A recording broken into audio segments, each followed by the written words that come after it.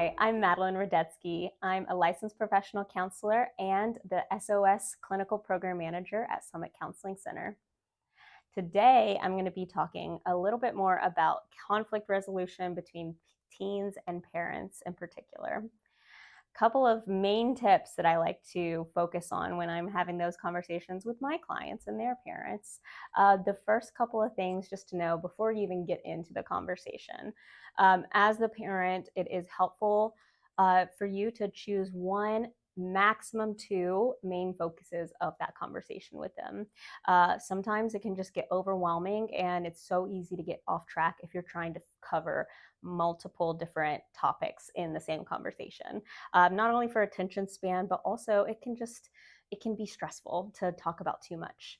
I would also give your teens a heads up that you want to have a conversation with them. It can feel very stressful and overwhelming when anyone comes at us with something that they have perceived that we're doing wrong or we feel as though we have done wrong. And so if you just give them a heads up, that gives them a chance to mentally, emotionally, and thoughtfully prepare for that conversation with you as well. So that way, at least they're going to be more open, hopefully, to those conversations with you.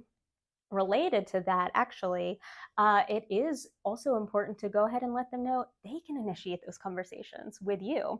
It doesn't have to just be the parent coming to the teen with something that they're concerned about. The teen is allowed to initiate those conversations about things that they're concerned about as well. So that way they can realize they have ownership over those and they have control just in the same way you do. Now, being a parent, obviously there's going to be a little bit more pressure and responsibility on you in those conversations as well. So modeling is a big part of that. Just being a parent is modeling a lot of that too. So one of the things that I do tell my clients is if anything starts to go awry in the conversation, for example, somebody's yelling or somebody's talking over another person or somebody's crying, let them know, hey, we're going to pause the conversation. No, pause, not stop the conversation. Take care of what you need to do. If you need to cry, cry. If you need to be mad and go use a coping skill for anger, go do that. And that gives you a chance to like bring your emotions down and calm back down as well. And then let them know, hey, whenever you've calmed and when you're ready to come back to the conversation, then we're going to come back together and we're going to finish this out. And then you can move on from there. And then letting them know a little bit more about what you expect from them in that conversation.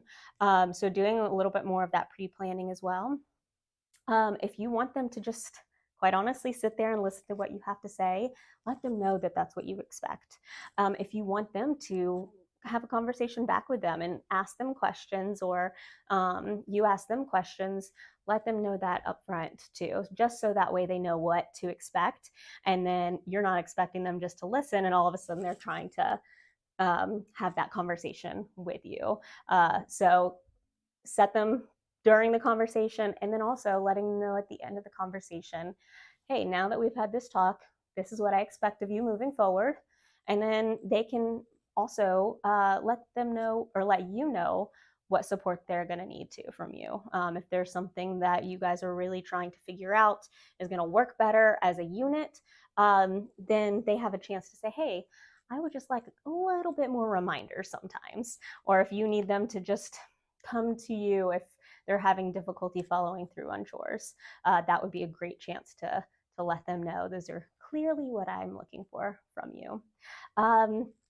The other thing, I statements. That's a big buzzword in a lot of my conversations with clients. I statements can make a big difference, especially when you're talking about something that is stressful. So for example, if trash duty is a conflict in the house, the difference between you never take out the trash, it smells in here, what is wrong with you? I have asked you 5 different times today, versus I feel really overwhelmed and kind of frustrated when I see trash is overflowing in our house and I don't love the smell. I would love to get your kind of action a little bit more. I'd love to hear from you that you can step up and do that, or if you're having a problem with that chore. 2 totally different conversations, and you're going to get a different response from your teenager based on how you approach them. It takes a lot of effort and it takes time to think about your words. And also, if you make a mistake, you can still correct it in that moment. You could say, hold on, I misused a word there. Let me correct myself and try again. That is a great modeling experience for your teen where they don't have to be perfect all the time because we're human. Nobody's perfect and going to do it right the first time. So you can try again, which is a good thing. The last couple of things that are important for you to know in those conversations, as best you can, try to focus on the facts of the situation.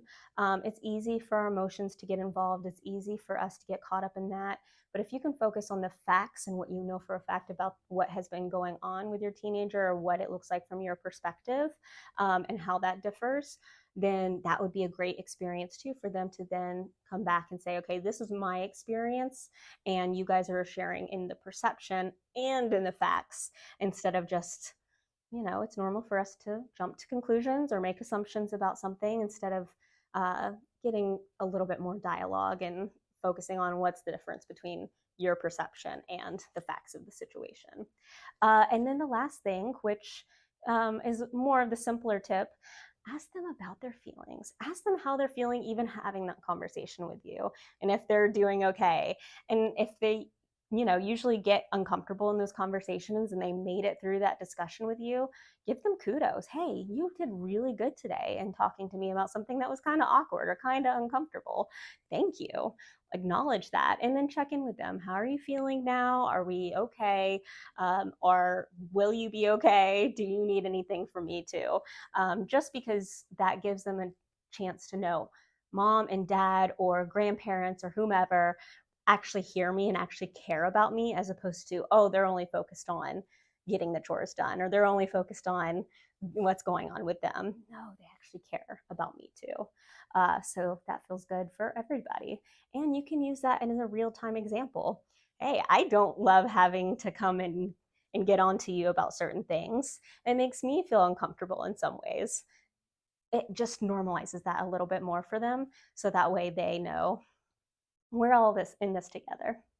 So those are some of the main tips that I like to share with my parents and my clients, and it's helpful for me to use as well. So hopefully you found something today that you can use and take home, and thank you very much.